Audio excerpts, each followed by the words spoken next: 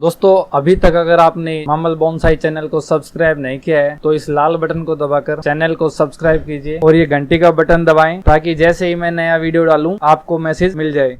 नमस्कार दोस्तों, मैं विजय सैनी आपका मामल बोनसाई फिर से स्वागत करता हूं। दोस्तों ये कुछ सीडलिंग है लेट्यूस की जो हमने क्यारी में लगाई थी, तो मैंने सोचा कुछ जो है वो हम पोट के अंदर भी ग्रो करके देखते हैं। तो ये पोट है, इसके अंदर जो सोइल है वो मैंने यहाँ का जो सोइल है खेत का वही डाल दिया है और इसके अंदर हम जो लेट्यूस है वो ग्रो करेंगे। तो इसके लिए देखिए मैं फिंगर से इसके अंदर जो होल है वो कर लेता हूँ। ये देखिए जो पहला प्लांट है ये हम इसके अंदर लगा देते हैं इजीली। एक प्लांट हमने यहाँ पे लगा दिया है, एक जो दूसरा प्लांट है वो इसके अंदर लगाएंगे, एक ये तीसरा प्लांट है ये यहाँ पे लगा देंगे।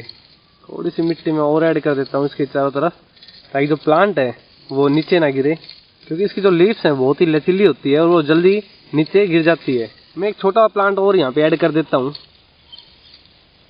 ये अब ठीक है, चलिए अब इसके अंदर जो वाटरिंग है वो कर देते हैं।